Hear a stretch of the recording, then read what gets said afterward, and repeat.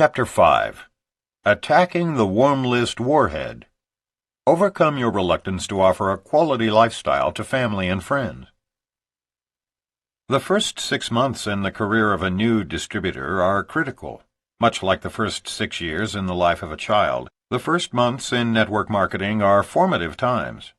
And it is during these impressionable months that patterns of success must be firmly established in each new distributor's mind. Very few people will survive the first year if their first few weeks are misspent, and we believe our industry's high attrition rate can be traced back to seeds of failure sown in these very early stages. Apply what we teach you in this chapter, and you're far more likely to find yourself among the first-year survivors and thrivers rather than a part of that attrition statistic. Fundamental to the establishment of a network marketing business is the creation of what we call the warm list. In fact, it's so critical to success that we've allocated this entire chapter to define, explain, and teach you step by step how to utilize your most powerful resource. A warm list is a group of individuals from your past and present whom you know well enough that were you to pick up the telephone and call them, they would recognize you once they heard your name.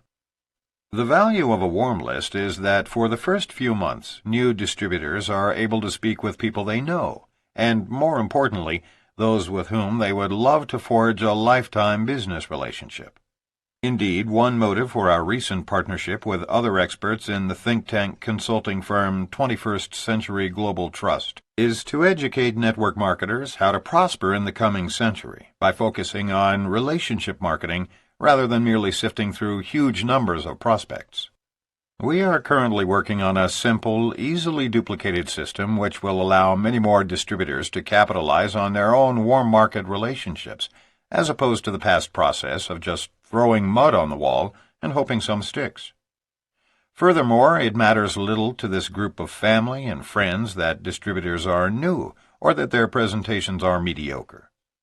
By beginning with this inner circle, what we call warm contacts, new distributors will be prepared to enter the more judgmental world of cold marketing, attempting to recruit professionals whom they've never met, should they have to do so. That's when approaching large numbers of prospects becomes crucial. Your warm list is what sets you apart from everyone else in the business. It is your edge for success. Without it, your approach to this business is not terribly different from standing on a street corner selling newspapers. Creating a large warm list. The larger your warm list, the more solidly you will establish your business. By age 30, social psychologists have noted the average person literally knows 2,000 people on a first-name basis. One of the first steps for new distributors is to begin making a 2,000-person list of people they know personally. We can hear the gasps and sighs already. Why do we recommend such a large warm list? If distributors are asked to create a 200-person list, they will average 60 or 70 names and feel proud. If they are urged to target 10 times this many, they will generally come with hundreds of names and apologize for being short of the goal. Once you are well on your way with your list, select your top 25 people, those with whom you would most enjoy being in business. Since we believe so strongly that the warm list is the key to starting every network marketer on the right track, we're going to devote some time to it. We want you to know what objections you will hear and how to overcome them, as well as how to create and use your warm list as a tool for building your business. Everyone has a warm list, but most don't know how to identify and record the names. 2,000 is a shocking number, but even more shocking is our inability to recall a mere 10% of those acquaintances without a specific triggering device. A triggering device is any list of people, places, occupations, directories, or things that allow us to recall people from our past. At the time we first became involved with network marketing, we each had a very extensive warm list, and have since recruited others whose lists far exceeded ours. We used telephone directories, old high school yearbooks, and books of vocations to help us create lists of several hundred people. The next section consists of a memory jogger to help you develop your own warm list. Memory jogger to help make your warm list. Who do you know whom you respect, shows genuine concern for other people, is active in their church, people always seem to like, does personal counseling, such as church leaders, doctors, lawyers, etc., is a professional, is in clubs and various group organizations or active in civic affairs, is in a teaching position in a school or business, deals with the public, such as police officers, firefighters, mail carriers, city officials, is in a management, supervisory, consultant, or trainer capacity, is looking for more out of life, is ambitious, assertive, and on the go, is considered a leader, attracts leaders, has children just starting junior high, high school, or college, has children with special talents that should be developed, wants to set a good example for their children to follow, owns a business,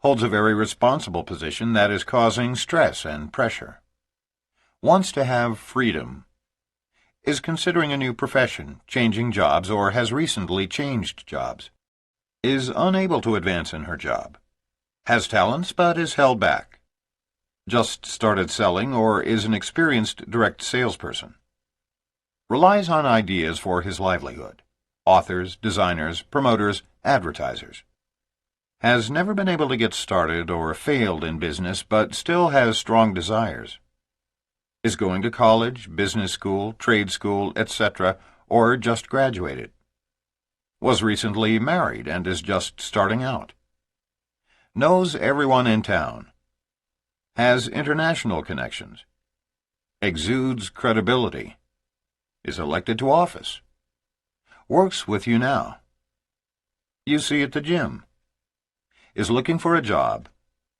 you play tennis with, you know from the old neighborhood, appraised your home, already has a great job, takes care of your car, is on your Christmas card list, you take your cleaning to, is your accountant, you do civic work with, does your hair, runs the spa, you see at the copy shop, delivers your mail, seems to change jobs often, did your home repairs, is concerned about her skin and hair, is concerned about his weight, is into sports fitness, wants more time with the family. Who are our relatives? Parents, grandparents, sisters, brothers, aunts, uncles, cousins, children, step relations. Who is our mail carrier, newspaper deliverer, parents' newspaper deliverer, dentist, physician, minister, florist, lawyer, insurance agent, accountant, congressional representative, pharmacist, veterinarian, optometrist? Who sold us our house, car or tires, television or stereo, fishing license, hunting license, suit, tie, shoes, business cards, wedding rings, eyeglasses or contacts, vacuum cleaner, boat, camper, motorcycle, bicycle, living room furniture, air conditioner, kitchen appliances, lawnmower, luggage, Avon products, Tupperware, carpet. Do you know someone who lives next door or across the street? Is my spouse's barber or hairdresser? Teaches our children at school. Was best man, usher, maid of honor, bridesmaid. Was the photographer who took our wedding pictures. Is the purchasing agent where I work. Is the finance director at school. Goes hunting or fishing with me. Was my Army or Navy buddy. Is the architect who drew up house plans. Goes bowling with me or us. Is president of the PTA. Was my spouse's college fraternity brother or sister. We met camping. Is the credit manager of the store where I shop.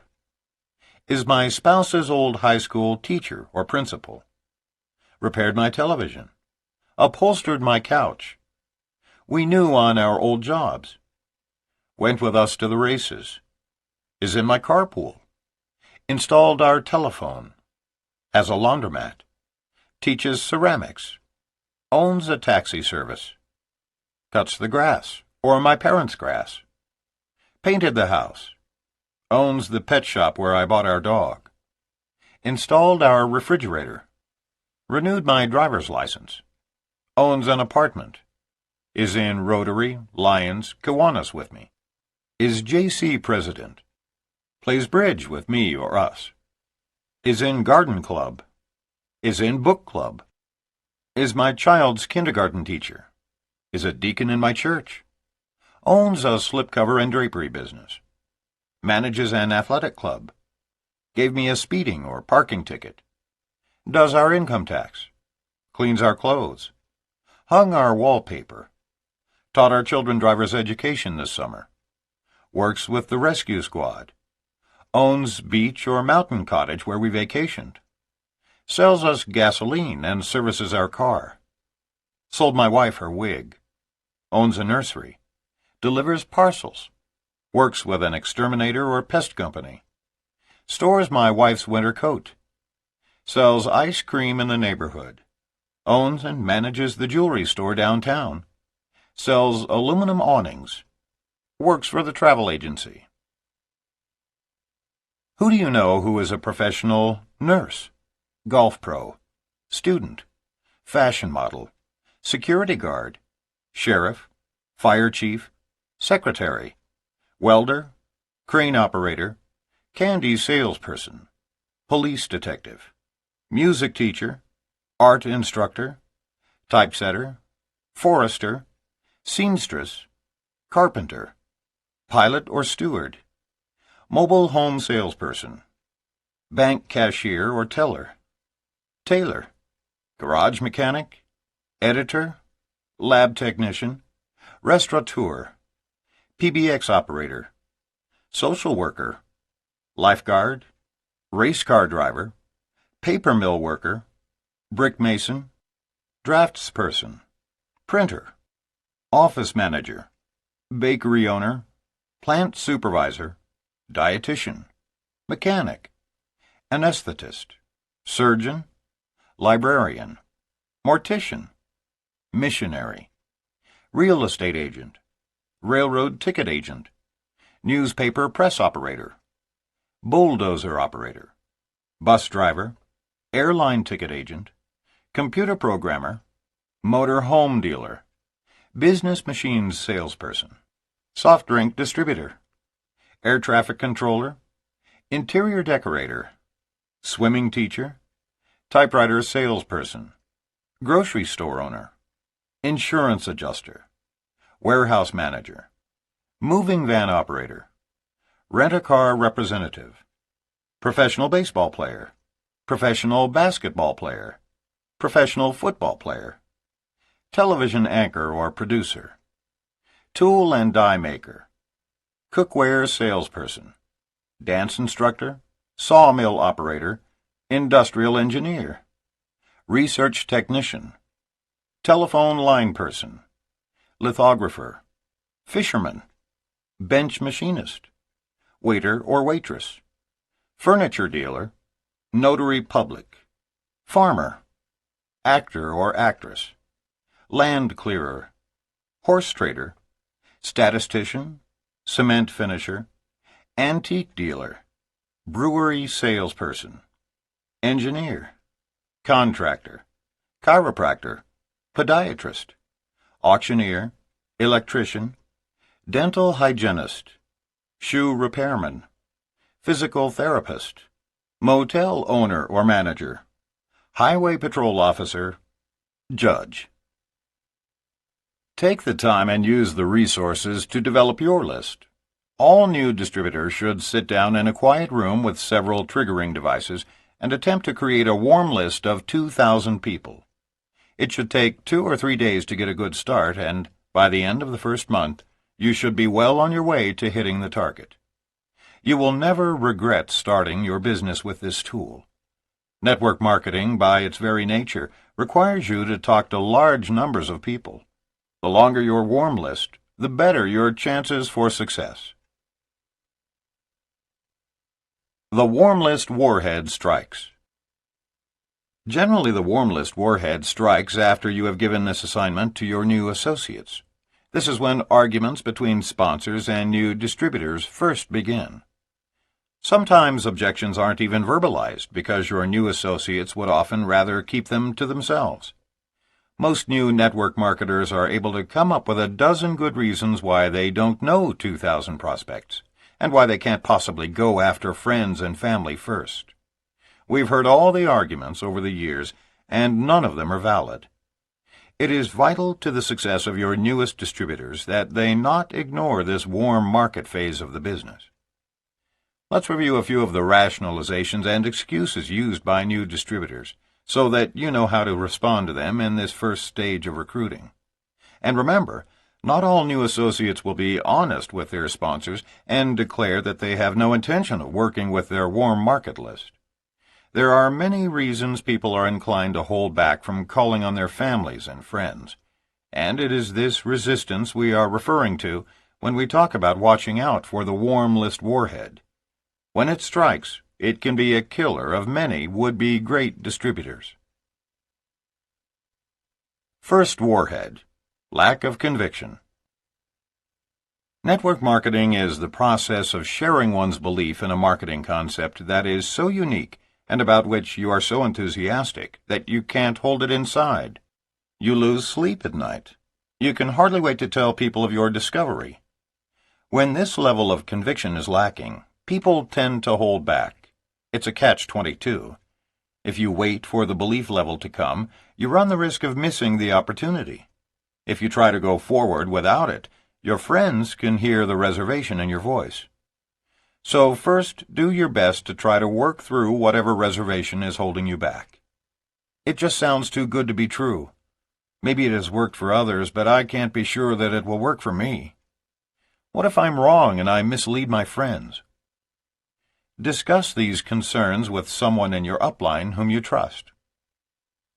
Whatever you do, don't make the mistake of waiting to share your discovery with friends. A common excuse is, "I don't want to call my friends until after I'm making the money." Of course, the solution is to rely on the support of your upline leaders, those who have a track record of success in the business. It is that team approach that makes network marketing so effective. What happened to Mimi Joy Swenson of Los Gatos, California, can happen to you if you use this excuse. Mimi Joy explains, "I was building my business part-time my first year, and had made my list of 2,000 names. I felt like I just had to create sections on my list, and one of those categories was called my chicken list. These were names of people whom I felt were already successful in their present jobs, and with whom I had better wait to speak until I was more educated, making more money, and working this business full-time. I was attending a company function in San Francisco, and as I walked into the gathering, I experienced a scary vision. I saw the person who was number 1 on my chicken list. I calmly walked over, thinking to myself that he was probably just there as a guest of someone. 'Hello, funny meeting you here. By the way, why are you here?' I asked him, puzzled. He proclaimed, 'I have just recently been introduced to this great opportunity and have made the decision to build the business and replace my income.' I proceeded to turn a deep shade of green-yellow and gulped, saying, 'Well, isn't that just wonderful? I know you will be very successful.' I wished him luck, and like a sad, hurt little puppy, I moped to the back of the room to find a seat. I got myself situated, but was feeling quite sick. As the meeting began, I noticed the woman principal at our daughter's school, and she wasn't even on my list. The moral of this story for me is to never, ever prejudge people for this business, because they could end up sitting right in the same room with you at your next meeting. Having learned the importance of working with those on her warm list, and not letting anything hold her back from calling them, Mimi Joy has now made it more than halfway to the top of her compensation plan, loving the work and lifestyle of a network marketer. Until your belief level is 1,000%, You might try this script when you approach those on your warm list.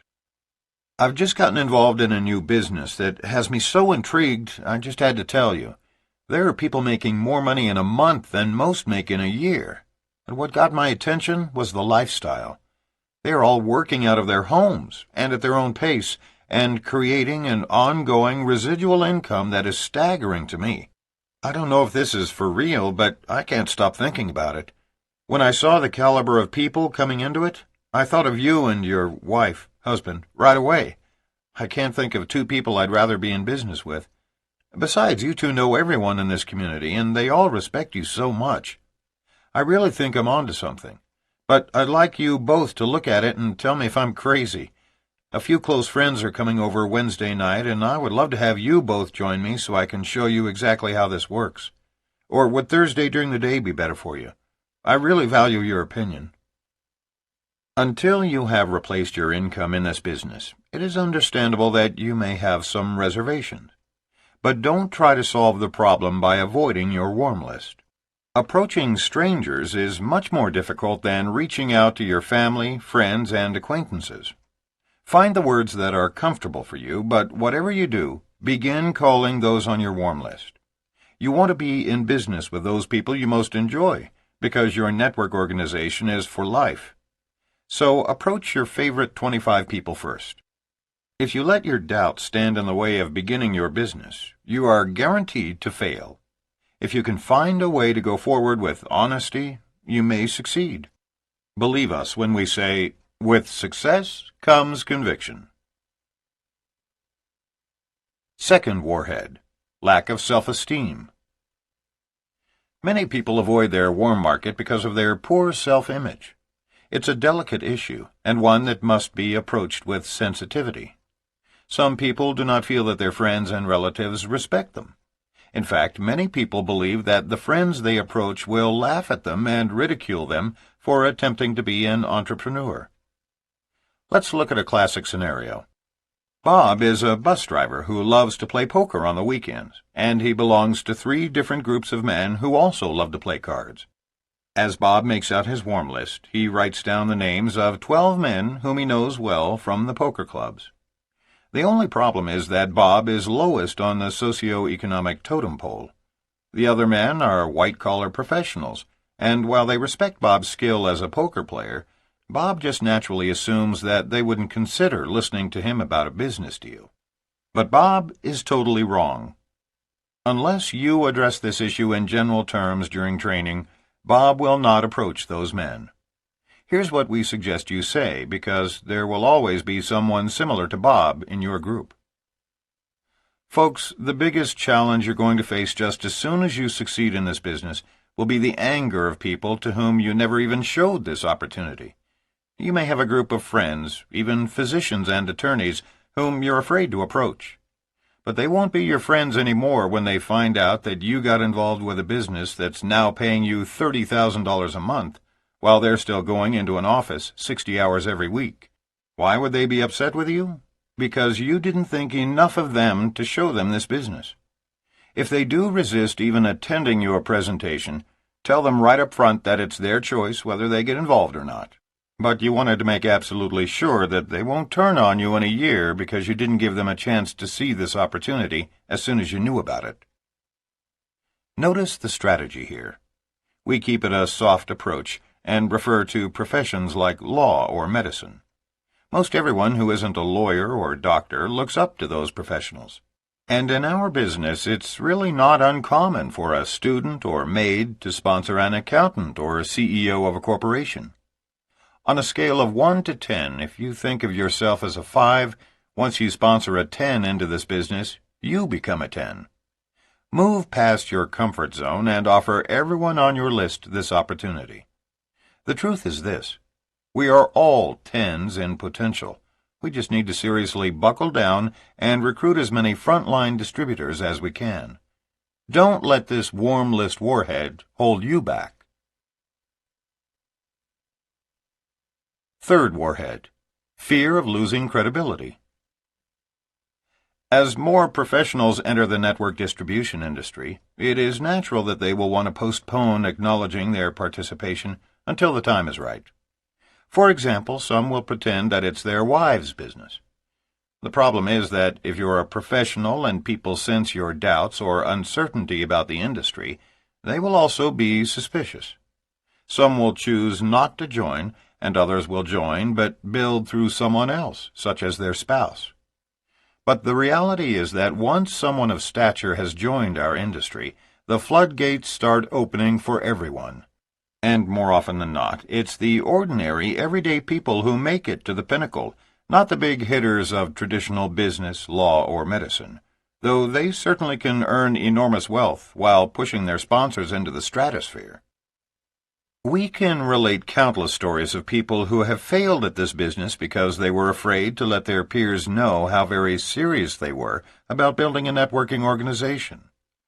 One story goes back to 1990, when Rene sponsored a couple, Susan and Richard, from the San Francisco Bay Area.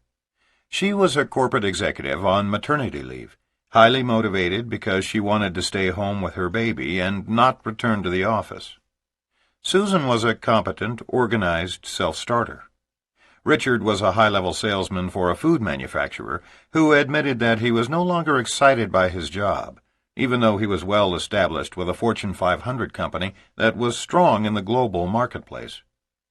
Richard was concerned about how his reputation among his corporate peers might suffer by joining network marketing. He could not afford to have his boss learn of his involvement, which he felt might result in him losing his job before their network marketing business actually began generating a good income. Richard played it safe by providing his wife with leads from among carefully selected business associates and trusted acquaintances. He had the utmost faith in his wife's ability to do this business and to professionally handle his best prospects. The problem was that his associates knew him and trusted his judgment and insights about a business opportunity, and they didn't really know his wife. She spent months calling up his leads and doing presentations for them. He was even present at some of her business meetings. But because of his fear of losing his professional credibility, he never openly admitted that he believed in the business hook, line, and sinker. He never let prospects know that at some point in the future he was planning to give this his full-time effort. He continued to portray the image that this was entirely her business and that he avidly supported her in it. After a year, she had sponsored a few of her girlfriends, a couple of guys she knew from work, and a few of the wives of her husband's business associates.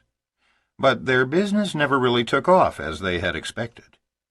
Susan and Richard ultimately slipped from business building into merely product wholesale buying, and she eventually went back to work. Both of them were disillusioned about network marketing. Rene was developing a close personal relationship with both of them, and knew that if any two people could succeed in this industry, they were Susan and Richard. They had the connections, the motivation, the innate ability, and the respect of their friends and associates. Susan obviously felt that if she could not make her MLM business work, none of her family and friends could either. But it was the fear of losing his job and professional reputation that held Richard back from participating in the business with Susan. The fear of something that may never have happened destroyed the possibility of their success. The lesson here is that whoever knows the warm list prospect best should make the call. Prospecting the other way certainly put Susan into a funk because she didn't understand what had happened. She just assumed that she wasn't a self-starter. She, who had been one of the top women earners in corporate America, had failed in her own networking business. She was depressed, and Rene had little ability to fix it, change it, or help her understand it. Rene was only 2 years in the industry at that time and could not pinpoint the problem. But in hindsight, there is no doubt in Rene's mind that if she had coached Richard to put himself and his reputation on the line with this business, he and Susan would be two of the top earners in the industry today. They had phenomenal potential. They would have been great working side by side. This fear of lost credibility holds back countless new distributors in our industry. As leaders, we must not be afraid. Once we are absolutely convinced of their potential, we need to encourage men and women to take a stand and go for it all the way. We don't mean to undermine the very real fear that exists in starting a new venture. It is a legitimate one. Why burn the bridge that currently supports you before you know whether the new bridge you're building will hold up through storms and outer pressures? The solution is in what we call balanced risk-taking. If you don't let prospects know how completely and totally convinced you are about this industry and your company, you will fail. That is for sure. On the other hand, if you flaunt your new business around the office, you could lose your job and your source of income before you ever placed it. Somewhere in between is the answer. Unless you have sizable savings, you may have to postpone sponsoring your boss if he is someone who would be truly threatened by your outside business involvement. You may even have to put off sponsoring everyone in your immediate environment. But there are plenty of other current clients, former clients, and sideline associates who would be interested, and or know other people who might be interested, to hear about a business opportunity that creates personal freedom and financial security. With these people, don't hold back. Prospects need to know that you are a believer. Let them know in no uncertain terms the depth and breadth of your conviction about the power of this type of business to transform your life and theirs. Encourage husbands like Richard to state at each meeting their ultimate intention to do this business full-time, and soon. Steve Sledge of Dallas, Texas, is someone who took the risk of losing his professional credibility.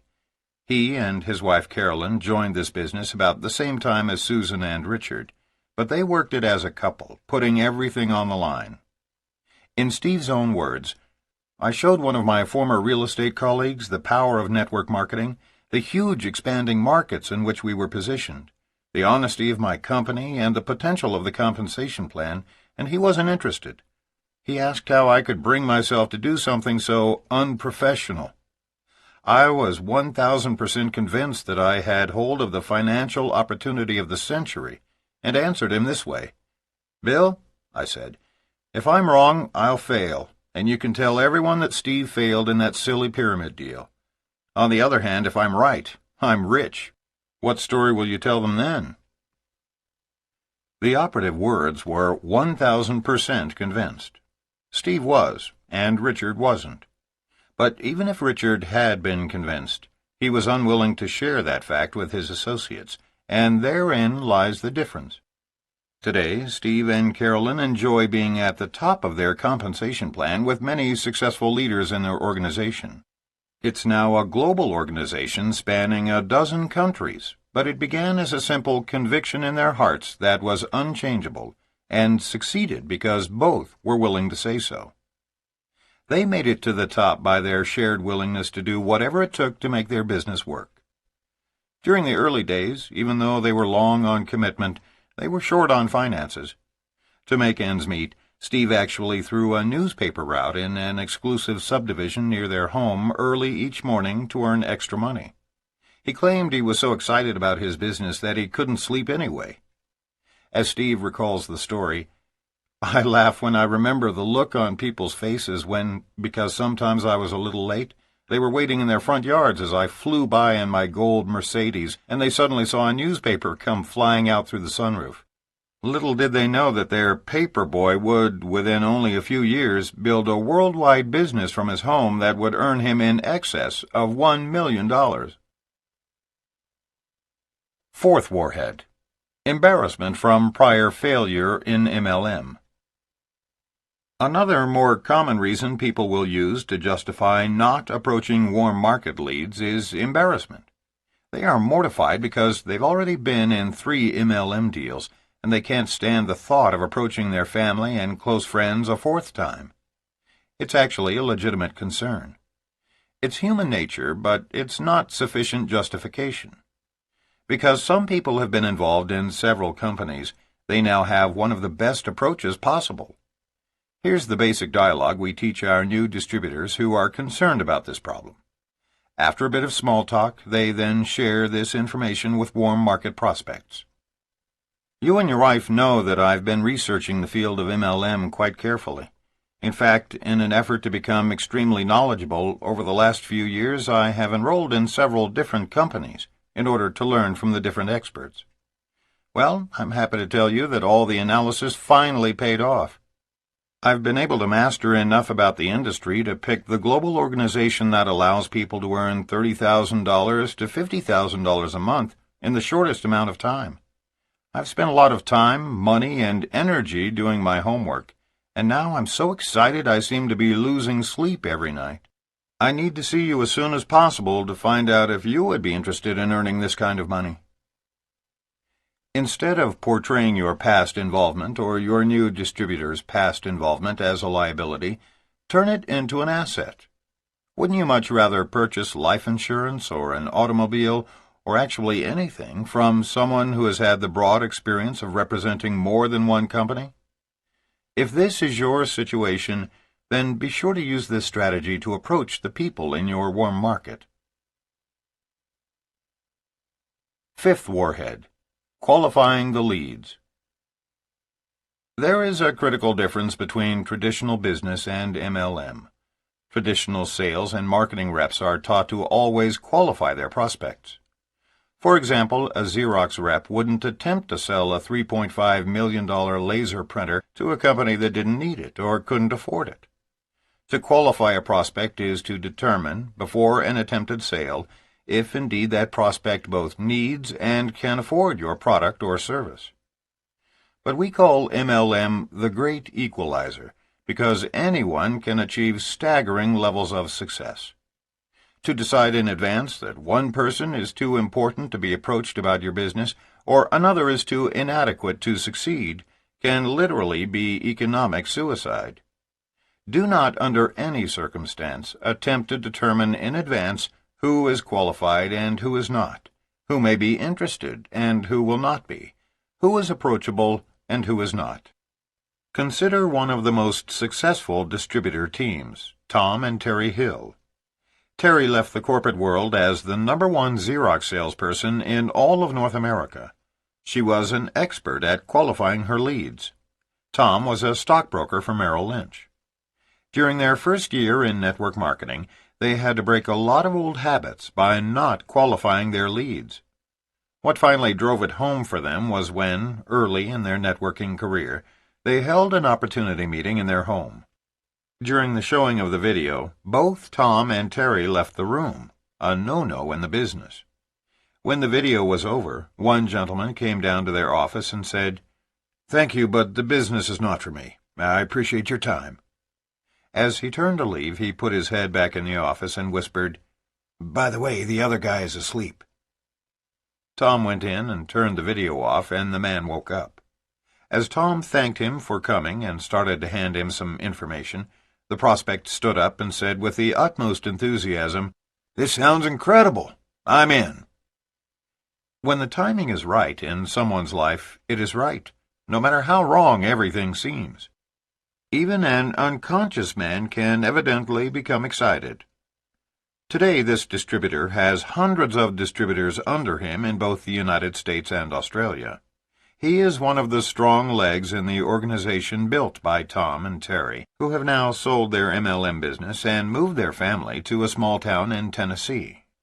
After all those years in the corporate world, they both feel extremely fortunate to have left the stress behind. Now they both have the time and money to live the laid-back life they have always wanted. Another one of our frontline distributors was a college student, earning $800 a month as a student teacher. His brother David was a detective investigating hit-and-run accidents in Houston, Texas. We are, of course, referring to Dennis and David Clifton, two of the real legends in the network marketing industry. They joined the business along with Dennis's father-in-law, scholar and theologian Dr. Roy Blizzard, Jr. All three men and their wives have become multi-millionaires and respected industry leaders. The brothers often tell the story that when they came into the business, no one rolled out the red carpet. The company president didn't call and welcome them into the company anticipating that they were a couple of big hitters. They were just a graduate student and a cop. They were scared, and their wives were petrified. David's wife, Jackie, was fully aware that her husband only had to put in 13 more years in order to have full vesting in a $17,000 a year pension program. What intelligent wife like Jackie wants to walk away from that kind of security? Everyone starts out in network marketing as a little hitter. Big hitters are team-made and are recognized as such by their results. The proof is in the printout. Dennis and David are quite literally two of the most sought-after speakers in the entire network distribution industry today. Yet before they entered network marketing, neither could have even gotten a job interview with Exxon or Sony because neither had a business education or former experience in management. Today, they manage an international organization of more than 100,000 distributors in 20 countries and account for over half of our MLM income. We could go on listing other distributors who had no previous success prior to MLM, but these stories should make our point. Don't play God. Even if a man or woman has a menial job, don't assume that they are incapable of building a large, dynamic organization. On the other hand, don't assume that because one of your friends is a doctor, MLM would be beneath him or her. Many doctors may be in a state of mind where they detest the practice of medicine and are looking for an alternate way of making the same amount of money. Whatever you do, don't succumb to this warm list warhead. Don't make the mistake of qualifying your leads. Sixth warhead, conflict of interest. Some professionals hold back in building their network marketing business because they are concerned about conflicts of interest. As a minister, Mark was afraid it would be a conflict for him to approach individuals in his congregation. Rene was a county commissioner and afraid to approach her constituents. Since this was a large part of our world, it put a serious restriction on prospecting our warm markets. So we understand that this is a legitimate concern. It can even be a question of ethics. Whatever you do not want to jeopardize your present career. You want to decide when you are leaving your profession. You don't want it decided for you. We have two suggestions that may help. First, when you are on the job, never mention the name of your particular network marketing company, but prospect through lifestyling. That is, approach people through the normal course of your life. Clients, customers, store clerks, people at the health club, the bank, the grocery store. Complimenting them about the personality trait that drew you to them. Make it genuine. Let them know that with that quality, they could be outstanding in your business and are exactly the kind of people with whom you are looking to partner. Tell them up front that you cannot discuss the matter there. Say, for example, "This isn't the place," or "It's against company policy," but that you would like to find a time that would be good for both of you. Then ask permission to call them. Exchange business cards, and write on the back of theirs the best time to reach them. This is the method Rene used extensively, and it was very effective for her. By handling the situation straightforwardly, few constituents ever complained about her having a conflict. If that method doesn't work for you, you might consider Mark's approach. He never did approach his congregation, but he recruited one couple from the church who did, and they used his name for credibility. Target marketing. You may want to consider prioritizing your warm list by using target marketing, which involves focusing your prospecting efforts on selected groups of people within your inner circle of influence who have a potential interest either in 1. The business opportunity, part-time/replacement income, and/or tax deductions, or 2. Your product and its specific benefits to them. The research of Dr. Charles King offers us an example of target marketing. An aerobics instructor at a health center introduced her line of vitamin supplements to members of her aerobics class, all upper-middle income 30 to 50-year-olds. Based on the shared demographics and interests in healthfulness, physical fitness, and exercise, several of the class adopted the products. Within 6 months, the instructor had a customer base of over 60 regular retail buyers. Some of the customers later became distributors in order to buy products at wholesale or develop their own businesses. Based on her formula for target marketing in health clubs, the instructor continued meeting with aerobics instructors from other area health centers. She introduced the concept, sponsored the individuals into her downline group, and train them to develop their organizations by duplicating this process. Of course, if your goal is to build a huge international business, the key to success in target marketing is to focus on several groups with whom you have rapport, and not put all of your energy into just one. When to use three-way calling. Let's assume that you are convinced of the importance of calling the people on your warm list. So what happens next? How does this team approach work? Three-way calling can be a valuable tool as long as it is used at the appropriate time. Most prospects will hate the idea of three-way calls prior to a personal presentation. If they know they're going to have to suffer the indignity of making their first call to their family and closest friends with their sponsor, even if they are very close friends, they literally refuse to go any further than purchasing their starter kits. That's why, in our collective 20 years, we've always avoided three-way calling as a first contact with a prospect. The new distributor is actually right to want to avoid this strategy. Think about it intelligently. Does a professional or corporate executive really need to gang up on his friends? That's precisely how it appears to the prospect.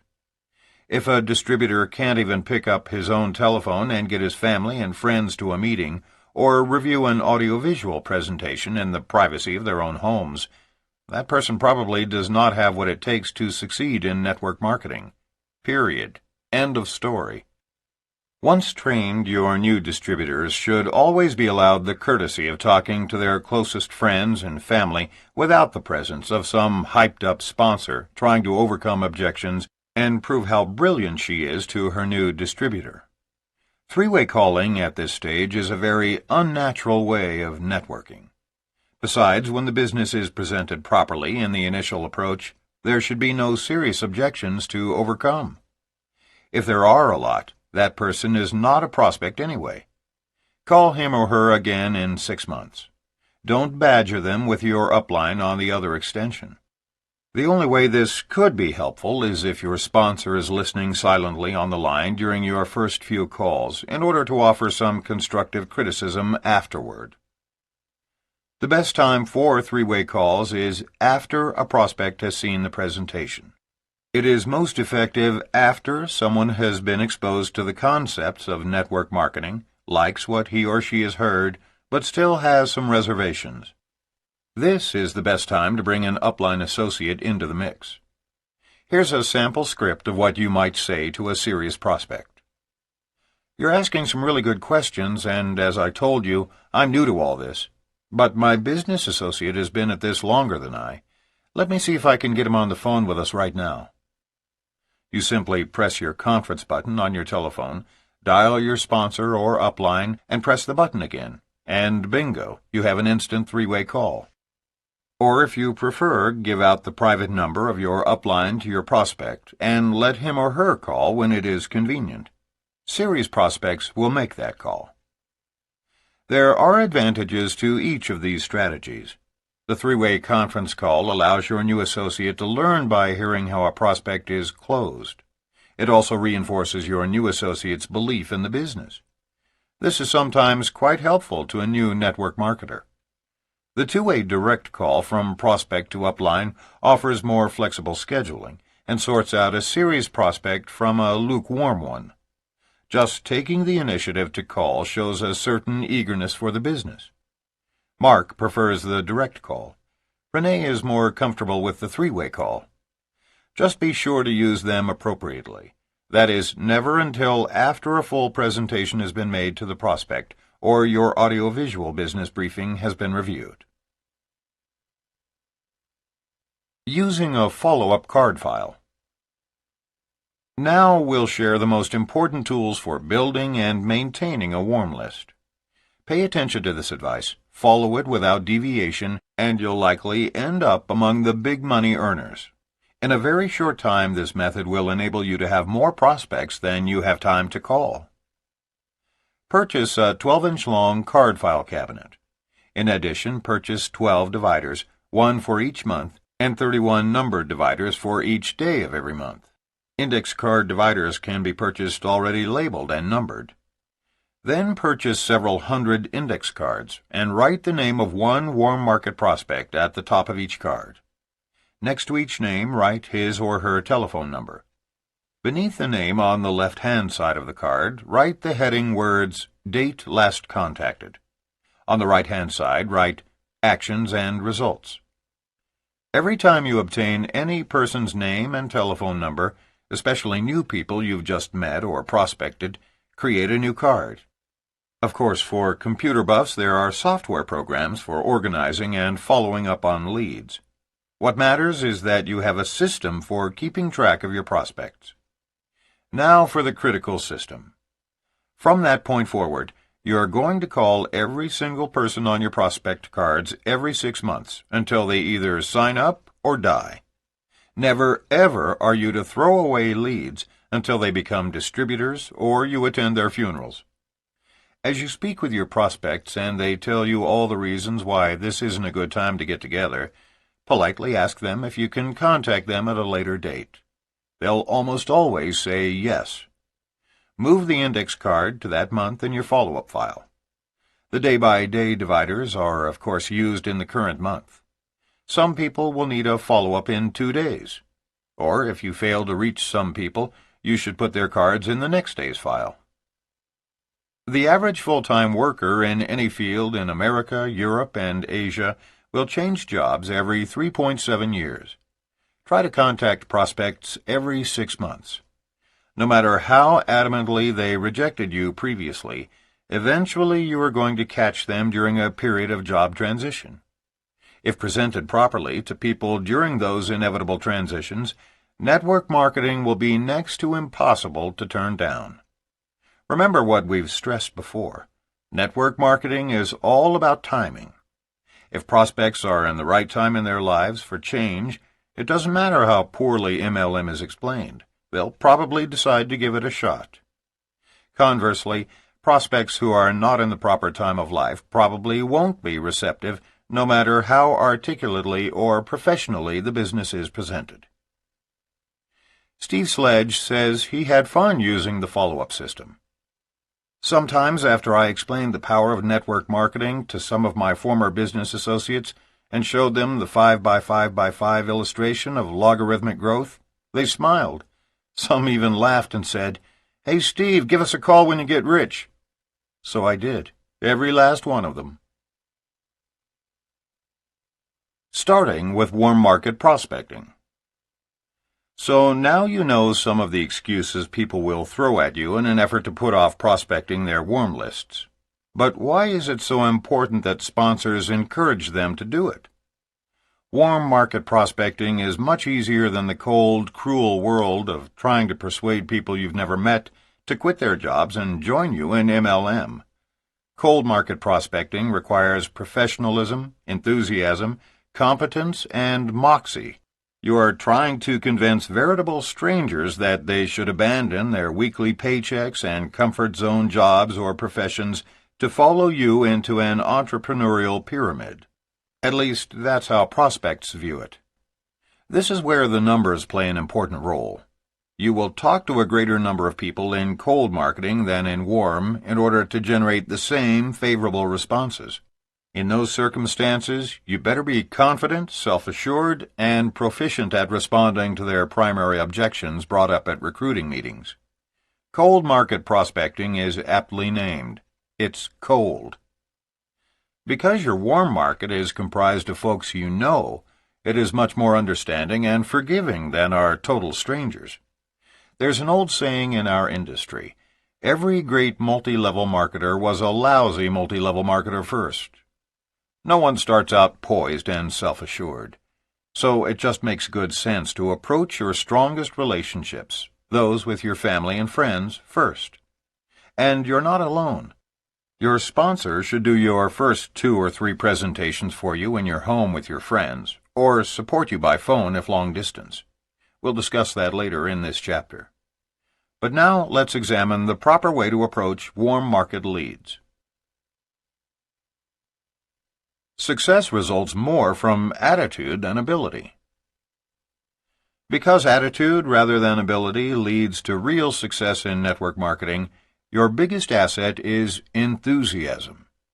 But we're not talking about some fake excitement that is a learned behavior or following some script written by your upline associate.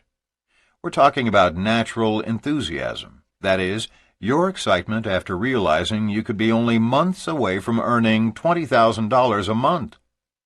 Again, we remind you that if you aren't truly excited about this business opportunity, read or listen to anything that will build up your enthusiasm. It is essential to effective prospecting. Whatever strategy works to motivate you and get you in a positive frame of mind prior to calling warm market prospects, employ it.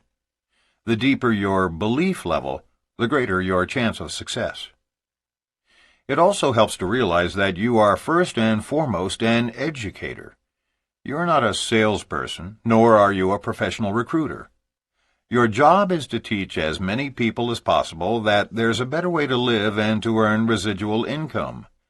The only way you're ever going to convince people to change careers and to join you in MLM is if you can get them to agree to sit down with you for 45 minutes to take an objective look at your business.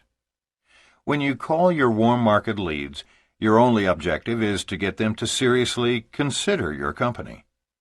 Probably nobody in the history of the network distribution industry has been so persuasive as to be able to convince prospects over the telephone in their very first call to change jobs and join their company. Nor do we know distributors who can consistently sell products or services over the telephone. So don't try. Network marketing is a business of education. You may want to begin by having your prospects review an audiovisual package, but eventually you need to interact face-to-face. It is about teaching people how to teach others to build an organization of people who use and share products and/or services. And keep in mind, the more information you give to prospects over the telephone, the less likely they will be willing to listen to an audio or attend a business presentation. Try to raise their curiosity over the phone rather than satisfy it. Do not give information out during your first call or answer a lot of questions. Share your enthusiasm and set a time and place for the meeting to which you are inviting them. Make sure you are talking from your heart, inviting those with whom you truly wish to associate. MLM is an ingenious industry in that its leaders and founders learned long ago that people usually make decisions based on certain emotions. A desire for more money is one of the reasons you can count on to motivate prospects to attend meetings. Later in this book, we will also show you how fear of loss is what motivates many folks into creating wealth. No product or service, except perhaps a lure to a better career, is exciting enough to cause people to want to change professions. But the possibility of having total control of their time and a monthly income of $20,000 to $30,000, maybe even $50,000, gets the attention of most people, even the most cynical. So here's another approach to friends and family. Begin with small talk, but purposefully cut that off as soon as possible, and in an extremely enthusiastic manner, nearly out of breath with excitement, say something like the following. I've got to tell you the real motive for my call. In fact, I can't hold it back any longer. My wife and I are so excited about what we've blundered into, and we want to share it with you, because, frankly, we can't think of anyone else we'd rather spend the rest of our lives in partnership with than the two of you. Listen, I'm going to ask the same question of you that was asked of me a couple of weeks ago. If you were absolutely convinced after a full due diligence that it was possible for you to earn legally and ethically up to $20,000, $30,000, or even $50,000 a month, and kick back and relax in a few years, still earning that much without a major investment, would that be a business that would interest you? If you take some time to study this approach, you'll notice that there is absolutely no reason for objections to surface. You have asked the prospect a question in which all the possible objections have been skillfully addressed. First, you encourage him to research the opportunity. It's moral, it's ethical, and there is minimal startup cost. The potential earnings are substantial, they are residual, and even more important to people in this global economy, success will allow him considerable free time. If, after hearing this question, your friend argues at all, regardless of the objection, you'll know that he or she is not a prospect today. Don't badger your reluctant prospects. Be sure to end the conversation on a positive note, asking permission to check back with them in a few months. Simply write on the prospect's card, "Wasn't interested," and place it in the folder to remind you to call again in exactly 6 months' time. Remember, this is a business of timing, finding people who are ready for change. No need to sell people on network marketing. One of the biggest mistakes most new distributors make is arguing and attempting to sell people on the business at the wrong time. Think about it a moment. Where's the objection to the question we've posed? There is none. So what does it accomplish for a new distributor to stay on the phone with his friend, trying to overcome every objection and pestering him to death? Or worse, what if an upline associate is on the call also badgering the prospect? Even after 6 months, that friend will not be open and receptive, even if the time is right. Alex Marr of San Francisco, California, learned this lesson the hard way. When I first decided to pursue a network marketing business, I was in my last year of law school. When I told my friends and fellow law students of my decision, I was completely unprepared for the onslaught of well-meaning but tremendously negative advice I received. Most friends laughed, some openly showed their disgust for the industry, and a few went so far as to print up brochures with my name on them that said things like snake oil and fraud for sale. None of them, however, would look at the facts about my company and the opportunity associated with it, even though those friends were both intelligent and about to embark on a career in law, where looking at facts before making judgments is one's entire profession. I was discouraged initially, but I knew I had a great opportunity. I set out to assemble mountains of evidence proving that network marketing in general, and my company in particular, was legitimate. That's what law school had trained me to do. After a year of assembling books, articles, newspaper clippings, along with audio tapes and videotapes, I approached some of my friends again. I was much more confident because I had the facts on hand to back me up. But nearly all my friends still refused to come to a presentation, even after having seen the facts and figures I put together. I was completely blown away. How could they refuse to join my company when all of my statistics clearly showed that it was in their interest to do so? The lesson I learned sunk in over the next few weeks. I can convince a person intellectually that joining my network marketing company is a great decision, but if that person does not believe he can succeed in my business, or if he does not believe in himself and his own abilities to learn and grow, all my facts and statistics are useless. He will not join my company, and even if he does, he won't do anything after he is joined. I wasted a year assembling information to convince people who were just not interested, when I could have been out making presentations to people who had expressed real interest. Mark Yarnell summed up this lesson well. A person convinced against his will is of the same opinion still. Now, I don't waste time showing facts to anyone until I have sifted for interest first. I could have shaved a year off my learning curve if I would have followed that advice earlier. Patrick Schumacher of Payson, Arizona, had a similar learning curve in this business. He read in Success magazine that the next time you are with a friend, ask him if he has ever wanted to start his own business.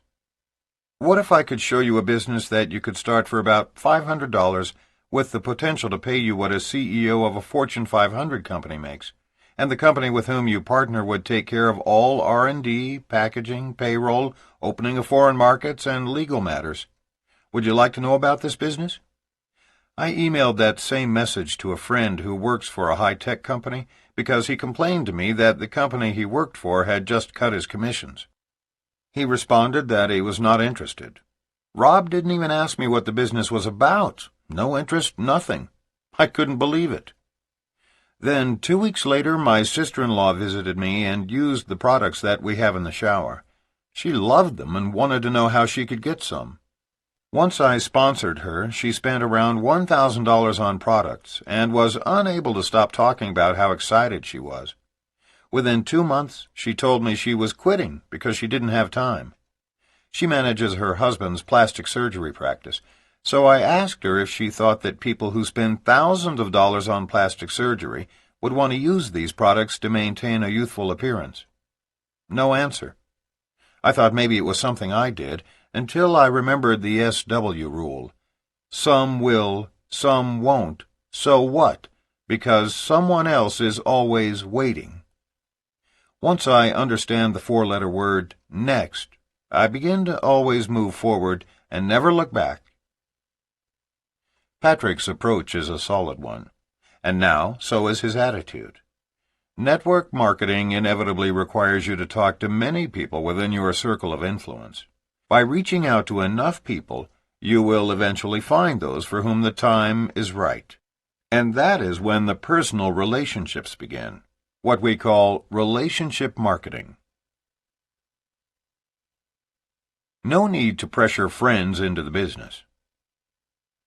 Another mistake made by a new distributor is to pressure 20 friends to get into the business. And they do, oftentimes merely to shut the recruiter up. Then the new distributor spends the next 6 months trying to drag those people across the finish line. For many, many well-meaning people, network distribution is the process of selling people on our industry, then doing everything possible to make those people successful.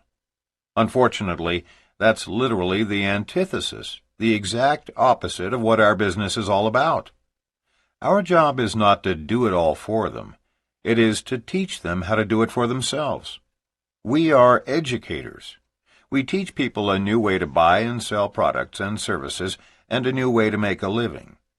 The more people we educate, by getting them to review an audiovisual package and then sit down in our homes and hear the whole story, the more money we all earn. And the more people we approach with extreme enthusiasm about partnering in a business that will generate big money and free time, the more people we get to our homes in the first place. So make absolutely certain that you leave no one off your warm market list. And when you begin calling them, on your own, remember, no 3-way gang-up calls. Make certain that you are in an enthusiastic frame of mind. Share your desire to be involved in business with them, and focus your prospecting question around big money, free time, and a lifetime partnership. The philosopher Maurice Nicole, a student of Russian-born spiritual teacher Georgy Gurdjieff, used to say, "Old people are asleep, and in order to awaken them from their stupor long enough to introduce them to a new idea or way of doing things, you must give them some sort of conscious shock." We agree.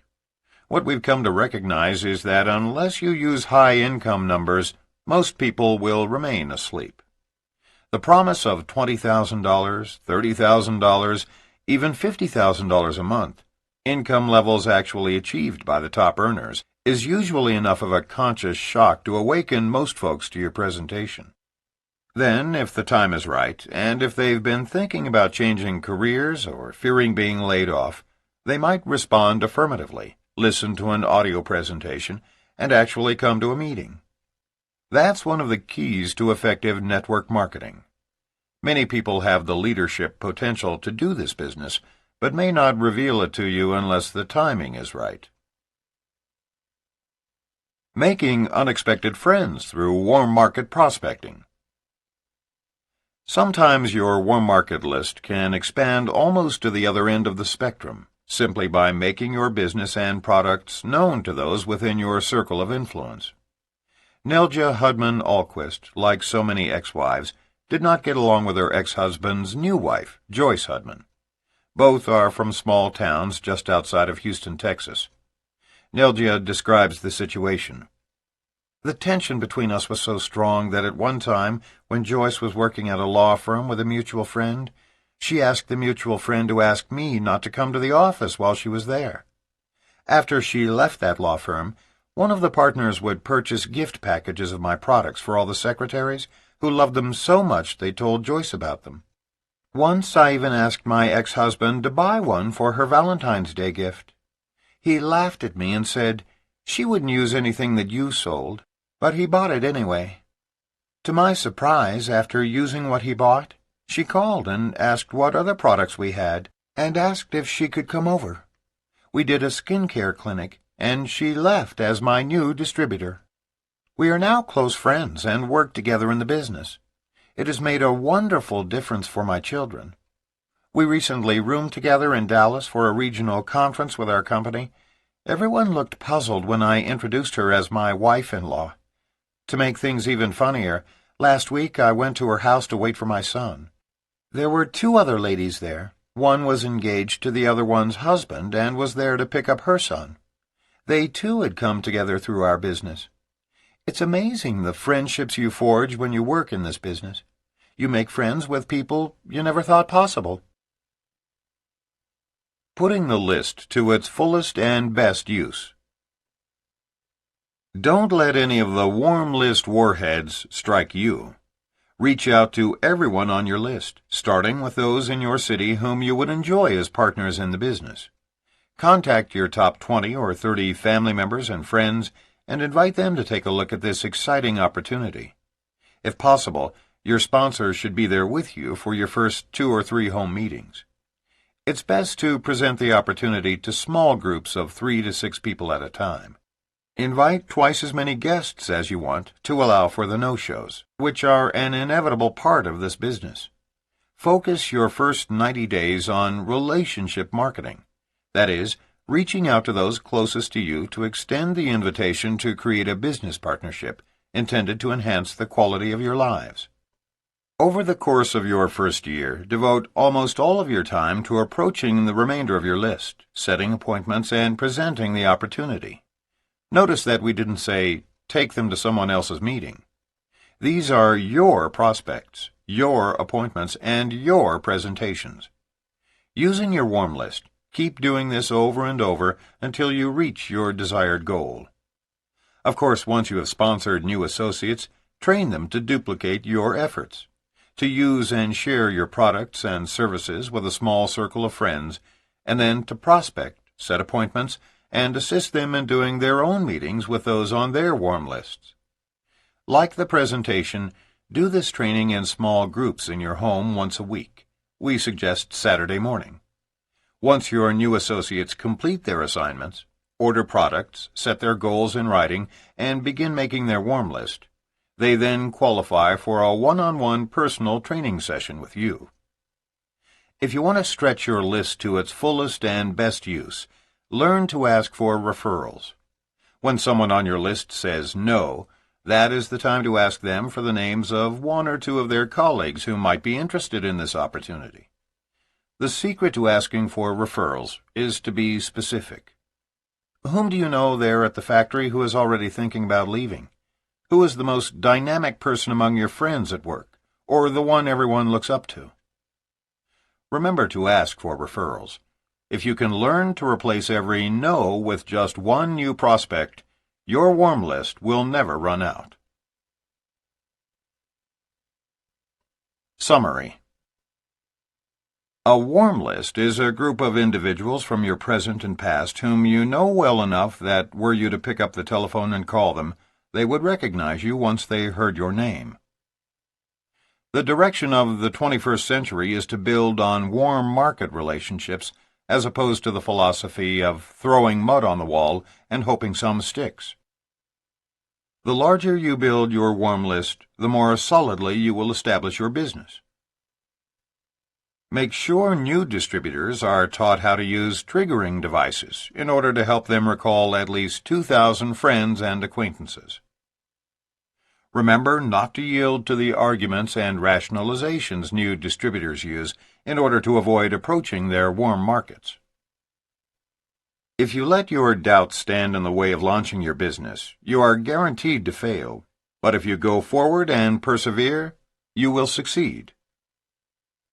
Move past your comfort zone and offer everyone on your warm list this opportunity, especially those you feel are already too successful to consider doing this business. Professionals have a natural tendency to refuse to openly acknowledge their participation in network marketing, but this refusal can negatively impact their business because their doubts and insecurities can be sensed by both prospects and distributors. If you can't let your associates at work know about your involvement in network marketing, be sure during in-home presentations to show that you are proud and enthusiastic about the industry and your company. Your reluctance to approach your warm market because you have been in other MLMs and have already approached the same people in the past can easily be overcome by assuring your friends and family that your research and analysis has finally led you to the right company. Never qualify your prospects. To decide in advance that one person is too important to be approached or another is too inadequate to succeed is economic suicide. If your professional career has a potential conflict of interest that hampers recruiting efforts, you can either 1. Prospect through lifestyling, that is, by approaching people through the normal course of your life, letting them know, without mentioning your business, that you would like to get together with them when it is appropriate. Or 2. Sponsor someone who knows your business associates and can ethically approach those people. You may want to consider prioritizing your list by using target marketing, wherein you share a personal background with certain groups from your warm or lukewarm market. Always allow your new distributors the courtesy of talking to their closest friends and family without the presence of their sponsor on the line. Three-way calling is most effective after the presentation, not before. Or you may prefer to have the prospect make a direct call to your upline associate. Use a card filing system to track your prospects. Call all the people on your prospect cards every 6 months until they either sign up or die. Beginning with the warm market is best because approaching friends and relatives is much easier than approaching strangers. Attitude is more important than ability in network marketing. During your recruiting efforts, think of yourself as an educator more than as a salesperson. Until the presentation, your intent is to stimulate the curiosity of your prospects, not satisfy it. When contacting warm market leads with the possibility of partnering in business, emphasize big money and free time, rather than any specifics about the company or products. When prospects object to an enthusiastic, big-money, free-time partnership, don't argue with them. Simply file their card and call them again in 6 months. A person convinced against his will is of the same opinion still. Remember the SW rule. Some will, some won't. So what? Because someone else is always waiting. Focus your first 90 days on relationship marketing. That is, reaching out to those closest to you to extend the invitation to create a business partnership intended to enhance the quality of your lives. During your first year, devote almost all of your time to prospecting, setting appointments, and presenting the opportunity until you reach your desired goal, and teach your associates to do the same. When someone on your list says no, that is the time to ask for the names of 1 or 2 colleagues at work who might be interested in your opportunity. If you can learn to replace every no with just one new referral, your warm list will never run out.